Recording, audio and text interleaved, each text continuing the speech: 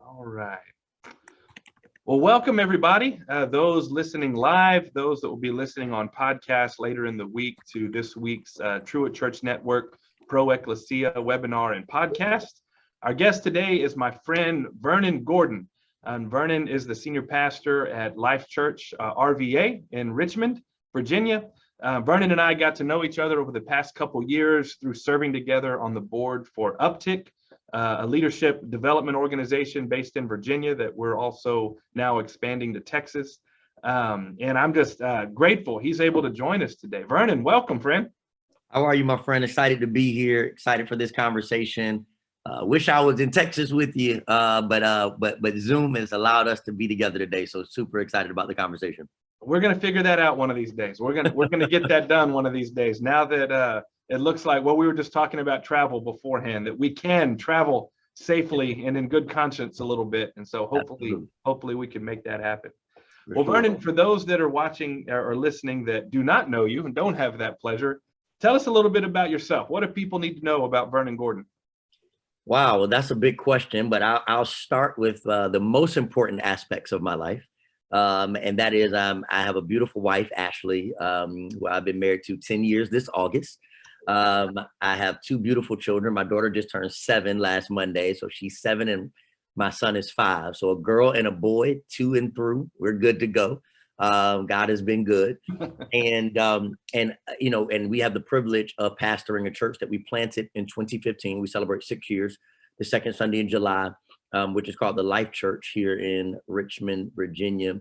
In addition to that, I am the founder of a nonprofit called the Mosaic Project, which is committed to inspire social change and cultural unity for the greater good, birthed out of, as you could imagine, the many challenges and conversations that emerged throughout the last 12 months of our country's story as well.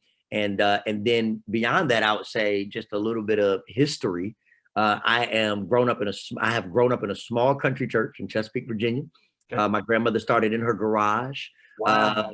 And my dad played drums on pots and pans, and every church solo was mine because I was the only kid in church who sang. So grew up in a very small church, and very early on, my journey with theology and faith was that I was a former cancer patient, diagnosed at 10, 2 tumors, 13 surgeries, 3 years of chemotherapy, told I would die 3 times. I had surgery almost every year from 10 to 22 years old. And I like to tell people I left that experience loving God, but questioning church. I understood, okay, this God thing is real. Something about what my grandmother's been praying about is real. But how does this all work in the realm of church? How do our churches show that love? When I was that kid on the cancer wing, I was like, how does the church connect to that life and that experience? And so that's a little bit of how I got here. I like to say, when people ask me my starting point in ministry, it really wasn't a drawn attraction to the pulpit. Yeah. It was that experience in life where I really met God for myself beyond just the religious routine and said, hey, I can bring hope to people's lives in this way. That's where it all started for me. Wow. I didn't know that full part of your story. That obviously has impacted you in many, many ways. And your grandmother started the church in the garage. In the garage. Boy, what a witness to the family. That's incredible. Absolutely. No training, no affiliation. I don't know if all of that was wise as we talk about church planting. There were probably some things that probably we should have had some support in, but definitely it was a rich legacy of just boldness and evangelism. And I pray that I stand on their shoulders well and carry that legacy well today. So I know you preach. Do you still sing a solo occasionally?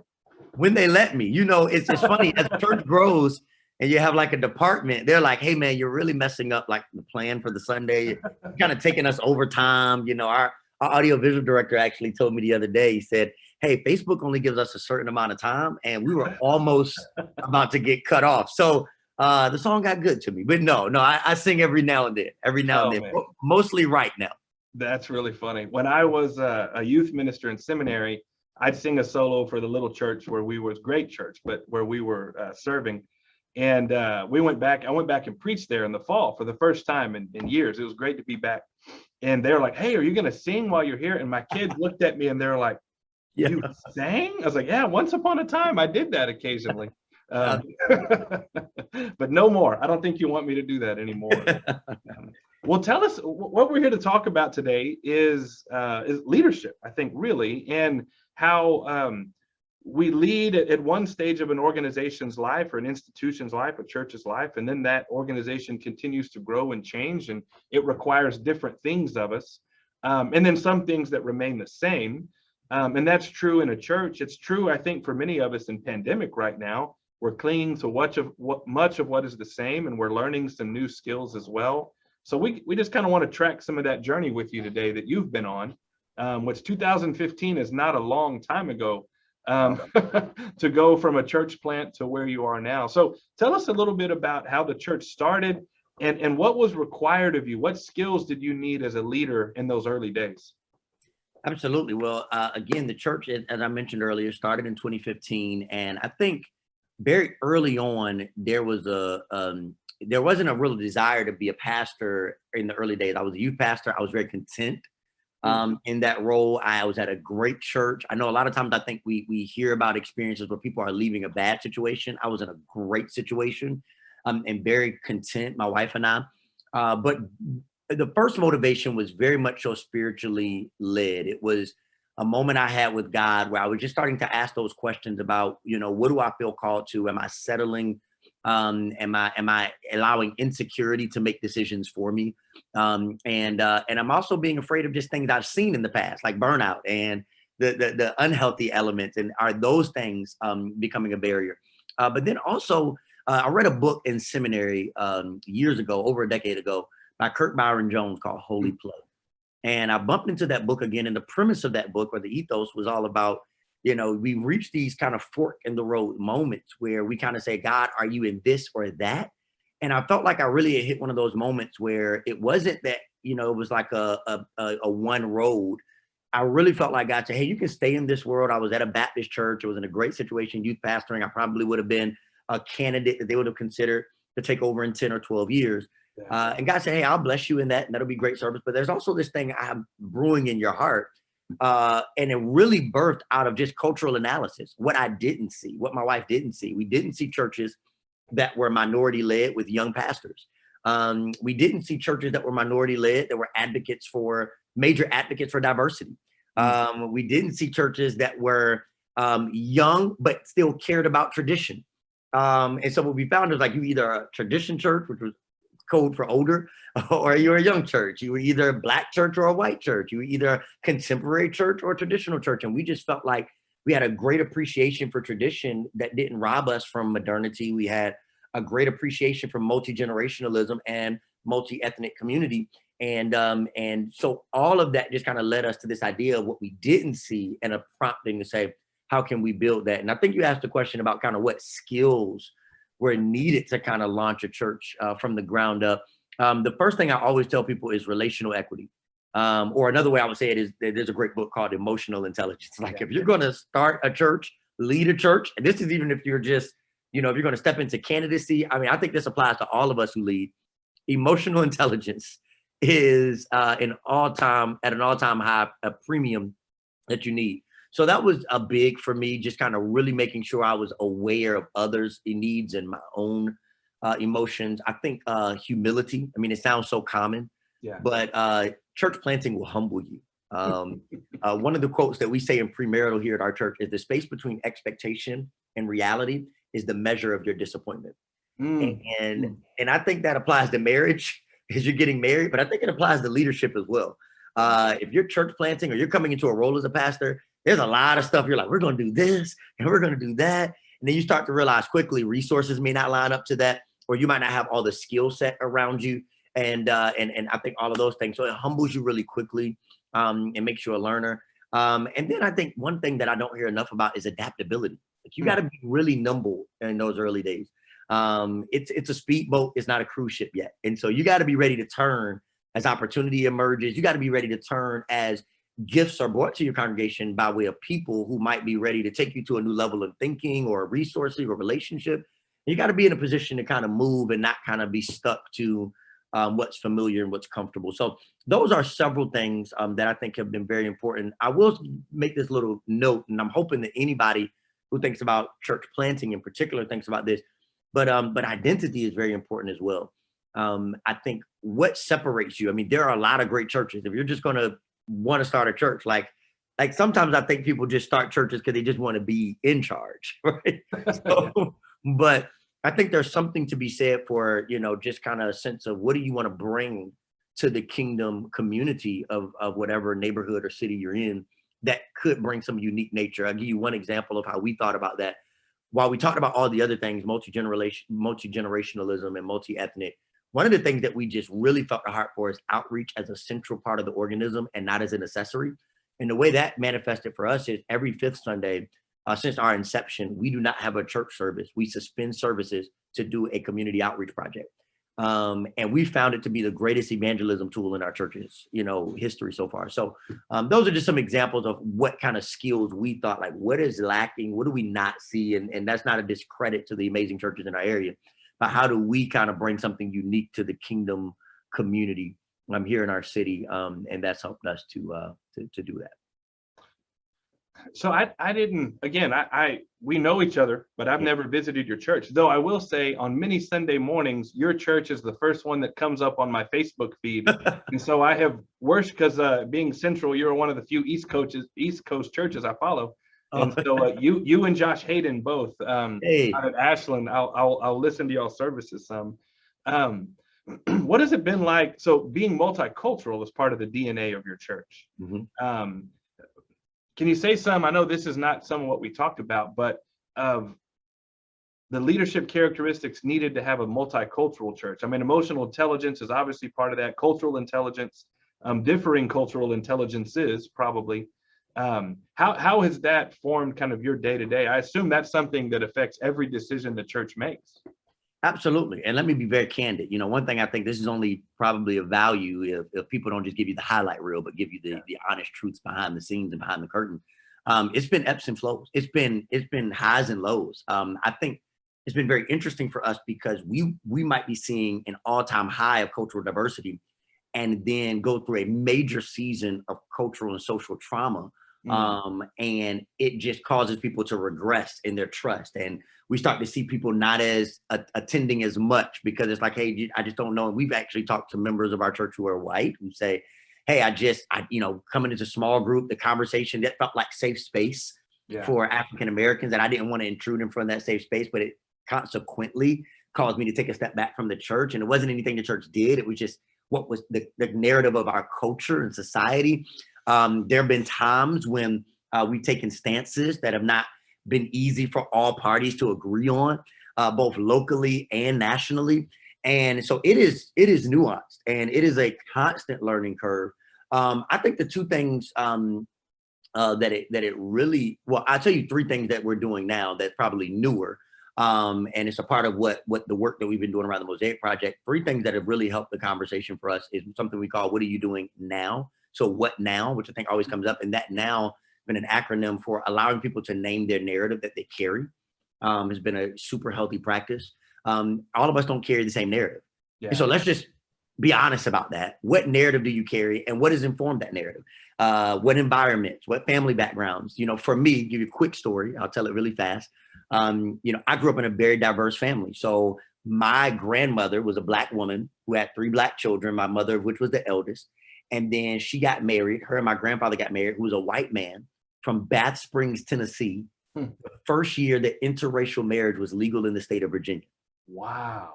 So I bring that narrative, right? And so then they had 2 children together. My mom's 2 youngest siblings, my aunt and uncle, are mixed. They're biracial. And then one of my uncles married a woman from Puerto Rico and another one married a woman from Sierra Leone, West Africa. So I am clearly Black. But my upbringing, I like to say, Thanksgiving was always confusing. And we were always learning about culture. I didn't know our family was that unique. He took my grandpa took me and my wife on our first date when we were 16 in a pickup truck listening to country music. I didn't know that was awkward until she got in the car and was like, what is happening? So I have to name that narrative. There are other people who the first time they've ever heard a Caucasian preacher was at our church, right? Growing up in an all-Black church context. And then there are white people who come to our church and been members and faithful.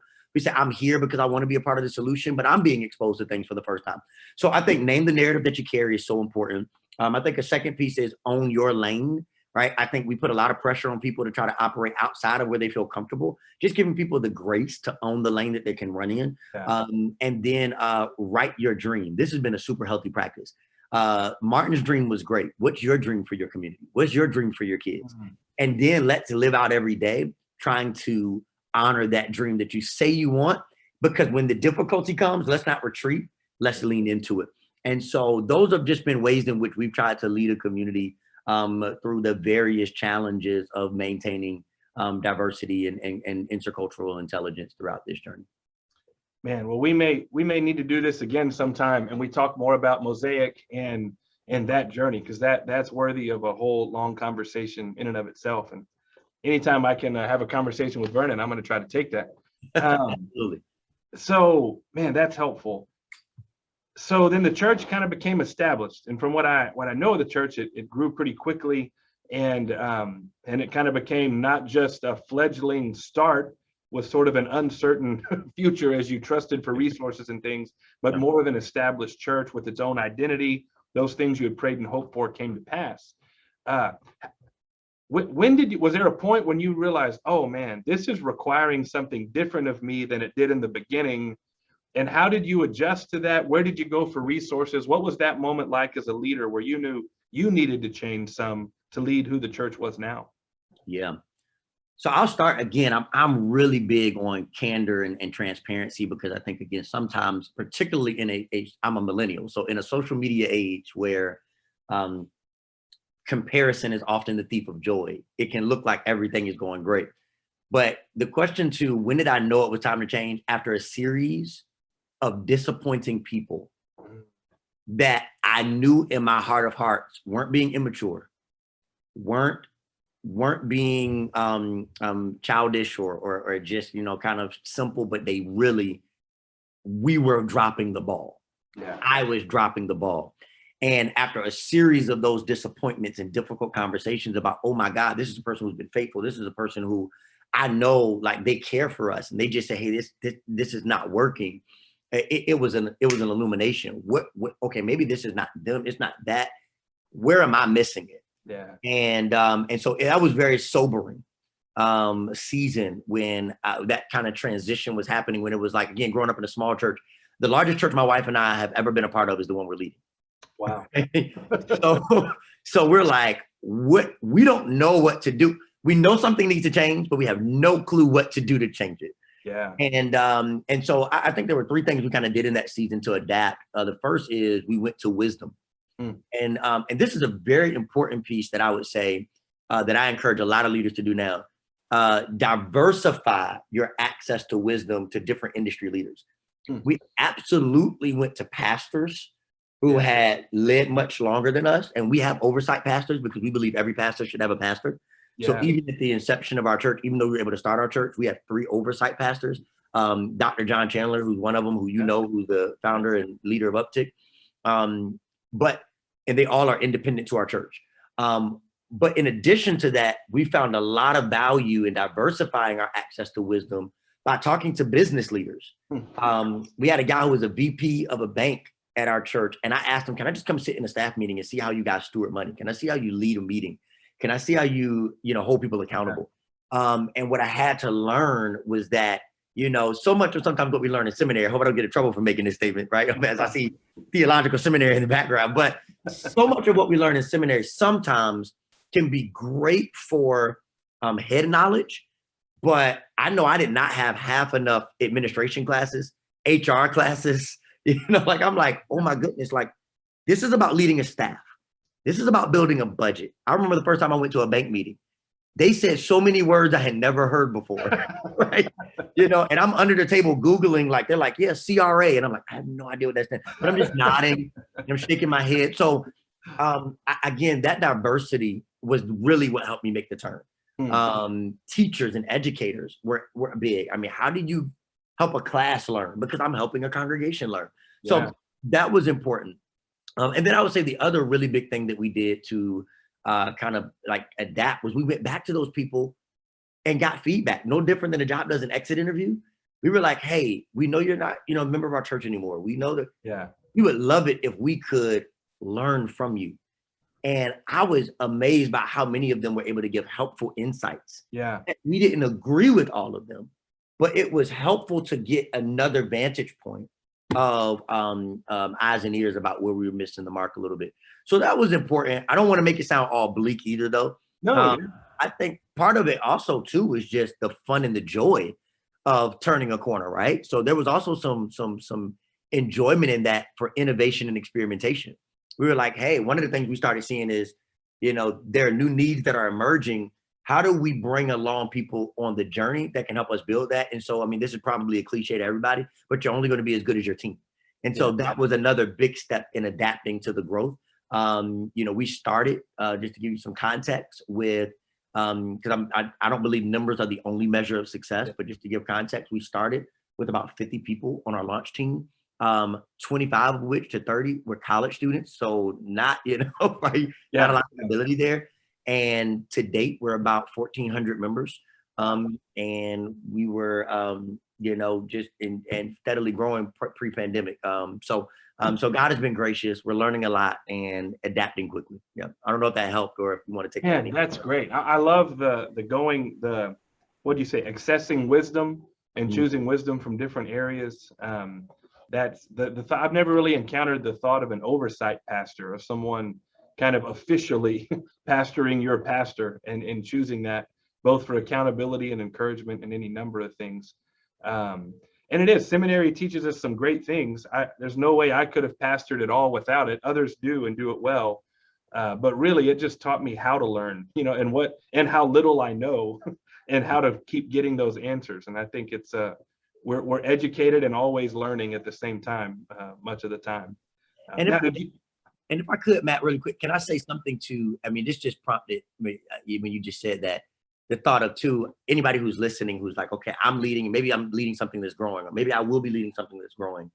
And you're like, because I think there's like two questions, right? It's how do I adapt? But then there's how do I survive? Right. Yeah. And I think that latter sometimes gets lost. And I would just say two really quick lessons that we learned that were equally as important in the adapting phase, because we were learning and we were accessing wisdom and we were, getting pastored, and we were, bringing on new team members with different skills, hiring people who brought in skills that we did not have. Like that was a big part of it too, like noticing what we lacked, right? Mm. But one of the things I will say is we survived it through pace and development. Mm. I think one of the things that was really hard, particularly for Enneagram 3 and an overachiever, was was recognizing that everything doesn't have to happen fast now. Yeah. So when you start something, it's like you got to be nimble and you got to move and you got to jump on this opportunity. But then when something grows, you got to recognize every decision affects way more people than it used to. Yeah. And now those people aren't just curious people. They are invested people. And so pace was very important for me to learn. Like everything doesn't have to happen overnight. Some things don't have to happen in 30 or 60 days. Some things can happen over a year. That was very important. Pace also included rest. Like, one of the big things I came into the knowledge of was the importance of Sabbath. Mm. And rest is not a suggestion, but in God's kingdom, it's a commandment. Yeah. And so that was a really important practice. And then again, the ongoing leadership development, accessing ways in which to continue to grow my own leadership and the leadership of those who would be with me on the journey. Yeah. So it wasn't just enough for me to go to conferences, but now we have specific touch points 4 times a year where we expect our team to be growing. Like we ask them questions like, who are you learning from that's 5 years ahead of you? Yeah. Right. And that keeps all of us humble, right? Like go somewhere where you're not impressive. You know what I'm saying? Yeah. Yeah. So those have just been important ways for us to sustain the adaptability as well as the church has grown. Well, it seems to me a lot of that may go back to what you said at the beginning about if you're going to start a church, know why you're starting a church and what is unique about that identity. One of our other guests, the pastor here at First Baptist Waco named Matt Snowden, he talked a lot, this is months ago now, about the importance of culture. And I think one of his statements was, our church is cursed to know who it is, we know who we are, and that's our greatest strength. And we know who we're not, which is really frustrating sometimes. And we are who we are. And so we have to develop that. So the culture of continual learning, the culture of having the humility to go to the people that left your church and say, how do we, there's kind of an openness, maybe. I'm just kind of envisioning like an open-handedness to, we have something to give, we have much to receive. That's a pretty wonderful identity for a church to have, that welcomes others in, but can still proclaim truth all at the same time. I love that idea of, you said, a culture of learning. I think culture is so important, right? Because a lot of people would say they have culture when really they just have aspirations. Like, it's like, well, this is what you want your culture to be, but it's really not what the culture is. Yeah. I do think, and I just want to give a credit to my wife, who, of course, was at the foundation of this. And she worked in corporate America for 10 years, and her entire corporate background has been in audit. Oh, wow. So for 4 years, she worked at Ernst & Young, one of the big four, as a financial auditor. But then for the 7 years, she worked at Altria, a major company here in Virginia, as an auditor of systems and processes. Oh, wow. So she's on board at our church as well, on our staff. And so I think what is really important, and I just want to honor her, because I bring a lot of vision about, she is really great at helping us to have a culture, because she's an auditor. An auditor comes in to expose to you what you don't see. Yeah. And so it is known on our staff, like, if you don't like being exposed for the opportunities for improvement, if you don't want to hear the 10%, which is language we use on our team, like we always say, hey, what's the 10%? Everybody on our staff knows, like, hey, 90% is great, but how do we go from good to great? What's the 10%? Yeah. And I think she really brought that to our culture as an auditor of like, okay, now what are the opportunities for improvement? So just want to give honor where honor is due. That's been a great asset to building that culture. Oh, what a gift. You know, one of the books we use for leadership, and one of the classes I teach, is Resilient Ministry, which it talks about leadership as poetry and plumbing. You know, you have the poetry, you have the vision, and then you've got to plumb it. You know, you've got to have the system that can execute that. And a lot of people are good at one or the other, or churches are good at one or the other, having both of those there. Well, we've talked some about, you know, all that's changed in leadership. Now your church 1,400 plus, we're not through pandemic, but maybe we're close to being almost, maybe possibly through, however we're phrasing that. The end is in sight. People are gathering again. I know we talked a little bit about mask mandate changes in the previous conversation. Maybe two questions. I mean, what is changing now? What are you experiencing now that's requiring you to continue to learn? And then what has remained the same through all of these different stages of leadership that you cling to, and what has remained the same? So great. Can I start with the latter? Can I talk about what you say? Yeah. So let me again say, I think this question is important, whether you're a church planter or if you're just a pastor or leader in a spiritual context in general. I think it is very much so applicable to all of us. I think two of the things that have stayed the same are, I don't care how many digital avenues of engagement we create. I think what we're seeing is relational equity is still going to matter for the body of Christ. Yeah. People need to be in community. I'm not saying that digital community won't also be an avenue that we have to stream to, and I'll talk about that in a second. But I think there will be no substitute for people. What digital community cannot do, and engagement, in my humble opinion, even as a millennial, because I know this shocks a lot of people, like, oh, he's a millennial, who's just all in on technology. I just think there's something happening emotionally. Brene Brown said, one of the top 3 things that she's seeing as a social psychologist as a crisis is loneliness. And loneliness cannot be, the antidote to loneliness is not being in front of a screen longer. It's being in community. So I think there's something to that just stays the same for the church as a consistent. I also think the building of the next generation. What I'm finding is, you know, my daughter and my son did virtual school, and think about what a church and what a kingdom establishment provides to the next generation cannot be substituted, right? Those values, those principles. And I find that those children look forward to that place and that space where they're not only building additional relationships, but they're also building their theology about what church and the body of Christ is for them. And I think, again, that stayed the same for us. Like, we have never lost the value of those two things, of what the church is supposed to be for the next generation and what it means for people relationally as well. So those two things have stayed the same. I mean, just to give you context, when we reopened with youth and children first. Really? Which is inverted of how most have done it, just because of the complications of it. And it was based on what parents were seeing in their kids. Yeah. Right. They just didn't have the emotional intelligence to process being in a screen. Some of us, some of us probably introverts have been like, hey, I've enjoyed this a little bit. But maybe we know a day, we've had enough experience to know we'll snap back into it when we need to. But if you're a child and your sociology is being formed at a ground level, I started to know as a parent and saw other parents say, what I'm seeing in my child, I don't want them to lose those valuable lessons that can only be learned in the disappointment of the company of their peers, or the joy of the company of their peers and stuff like that. So as a church, youth and children's ministry were the first things to lead us back into, in-person engagement. So those two things stayed the same. I would say that for us, the things that are definitely changing or on the front end now, and I think some of them won't be a surprise, are innovation, right? Yeah. We are definitely, and not innovation just as an idea, but, or as an ideal, but as a part of our infrastructure. So here's what I would say to anybody, like, you need to make innovation a part of your infrastructure now. And so if you are leading a church or planting a church, I think innovation takes trust and patience, right? Trusting people who are going to try things and not always get it right.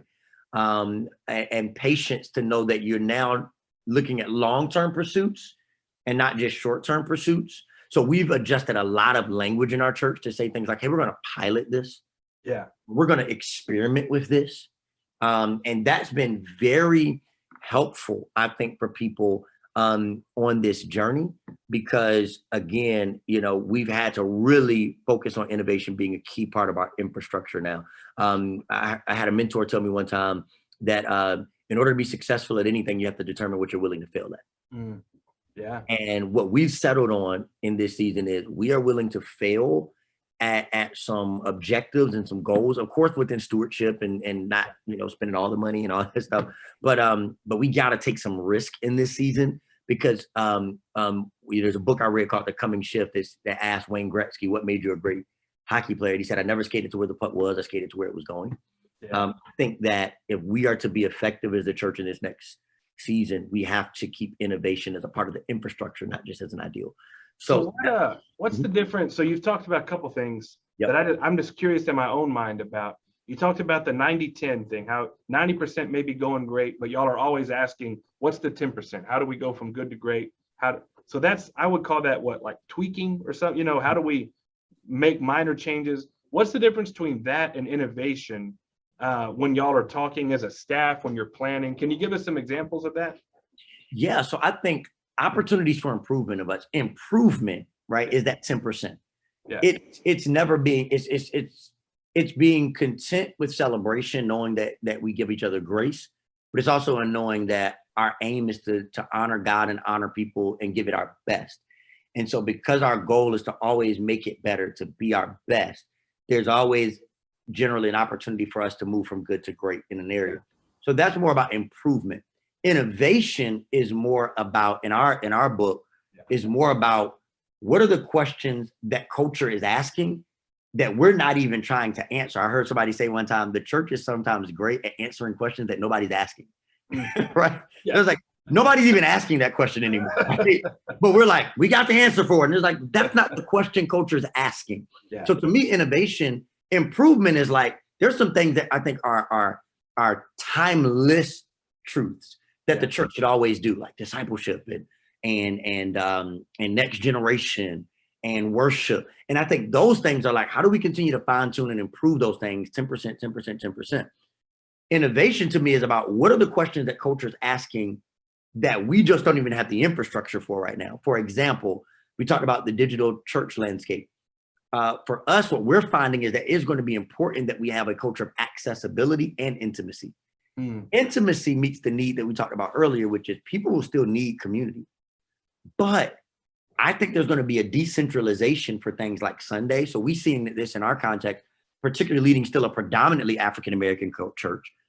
AAU is a thing. I mean, I'm sure that's the thing in all cultures, but like kids are gone all summer, right? We get emails from parents to be like, hey, love the church. You just won't see us from May till August. Yeah. Well, I still love this church. So what does accessibility look like when that's just not going to change? right? That's a battle we're not going to win, I don't think, right? And so to us, innovation is about how do we build infrastructure so that they feel like they have access not only to stream, but to community for 3 to 4 months in a brand new way. Another way we're seeing this is we are piloting smaller campuses that don't require in-person gatherings weekly because at people's just lifestyle, whether it's family or something like that, if we can provide the discipleship mechanisms for them to disciple their homes absent of our presence, we can equally be connected to them through app or through resource without them necessarily having to be in the building with us every single week. And so some of that is about scale. Some of that is about experimentation. But that's, I don't know if that answered your question or not, or that makes sense. No, that does. Yeah. It's about asking that question of, for young families who are just saying, hey, this last year, right? We talked about this a little bit. I actually enjoyed flipping pancakes on Sunday morning and taking walks on Sunday morning. Or I enjoyed like getting ready on Sunday for the work week. I'll tell you one more thing we're even looking at as we think about these locations is, does it have to be on a Sunday? Because for some families, Sunday is actually, it's like, man, it's a lot to get up and do the thing with the kids. And could it be on a Friday? Could it be on a Thursday? Could it be on a Tuesday night that is just easier to get the kids in rhythm? So we are just, giving ourselves the grace and the space to fail. And that's I think what it's about. No, that's really helpful, because I do think that there's a lot of places that equate program improvement with innovation. And like you said, that's not really contemplating what are the questions out there, the barriers to involvement that real people have, real families have, or people not connected to us have, that we're not even thinking about while we're thinking about how do we get people back? How do we get people back? Maybe there's a more fundamental questions underneath that. And it sounds like y'all are doing all of this without downplaying the importance of gathering together physically, and even a Sunday morning gathering as well. But how do we catch those that maybe that doesn't work for? And let me just say to that point, Matt, I think what starts to happen when this conversation emerges is idealism meets like reality, expectation and reality. You can go back to that quote, because I can hear somebody right now, and as a pastor or a church planner probably listening to this, whether it's today or weeks from now, and they're saying, that sounds good and all, where's that money coming from to try that? Who's doing that? Because our hands are already full. And so I don't want to undersell this. It requires stewardship and sacrifice somewhere. Going back to that quote, if you want to be successful at anything, you have to determine what you're willing to fail at. So we have made intentional decisions to say, hey, this might not be as great as it once was right now, but we just feel like that's worth the sacrifice in this season, because we may be onto something that sustains the future of our church for the next generation. And as we've casted vision for that, so there are 3 ways I always approach that. One, I always say, don't just show up and announce stuff, right? Get some allies, right? That's a practical first step for us. Like we do something called vision nights, where we'll just cast vision, and we always make sure people understand the why. Another thing that we're really big on is stewardship. So how do we continue to look at finances as not a God, but a guide? Right? So, okay, this is a great guide, but it's not our God. And we sometimes have to come back to the table and say, I would even go as far as to say, where could God be leading us to use these finances that is more in alignment with the future of the church and not just the past? And it's funny, right? People assume that because we've only been in church for 6 years, that tradition doesn't creep up. I literally had a member of our church who's a beloved member, and we laugh about this joke all the time. But they came to me one time and they said, hey, Pastor Vernon, I heard we're not doing this event anymore, blah, blah, blah. They said this to me. They said, just historically, this has been, right? You see what I'm going here? Like, historically, this has just been like a major win for our church. And I'm like, we've been in church for 4 years. First of all, how can we be doing anything historically? And second of all, we did it twice, but they fell in love with it, right? So they grasped to it. And so, again, just really important keeping that into perspective and making sure that people, here's one last thing I'll say, systemize innovation, right? so that people get used to it. So we are committed to twice a year, we're going to do something that stretches our congregation. They know it, right? The staff knows it. Twice a year, we're going to do something so big and so courageous that it's just going to be a part of the DNA. And so what happens is that way change is expected, not simply tolerated. Yeah. Right. But it's a part of the culture. And so we've done things like, and other churches have done this, but we've done things like done and at the movies. Some churches have done that. You might have heard of that before, but that's been great. But to our church, right, that was innovative for our context. And it was just awesome for them to be able to say, we're watching a movie at church and we're talking about the biblical truths that could lie in this movie. The Fifth Sunday Outreach was innovative when we started it, right? It was like, who is not having church to serve their community? And we were like, hey, this is eliminating all of your excuses for service. So if you come to church every Sunday, if 200 of you come to church every Sunday at the time when we started it, that means 200 of us should be able to serve, right? You know, and so really encouraging a lot of that kind of massive service on a day that you already have set aside. So again, just little ways in which we try innovation practices throughout the years. But I think that is the gift of pandemic, if we can say that. We may not be ready to say that quite yet, but I think we can at some point, whether it's a fairly newer church like yours or whether it's a 170-year-old church, it has kind of ripped the scab off of change. Like we've all had to change, and it does give us all the opportunity to start breeding that into the DNA, right? And massaging that new cultural aspect of change as a constant, because whether it's pandemic or something else, right? There's no the old days where your church was going to sing the same songs, have the same order of worship for 40 or 50 years, which is a lot of excitement, I think, to some, terror perhaps for others, but a lot of wonderful opportunities to incarnate the gospel in fresh ways of fresh expressions of the Spirit for today, which is very exciting.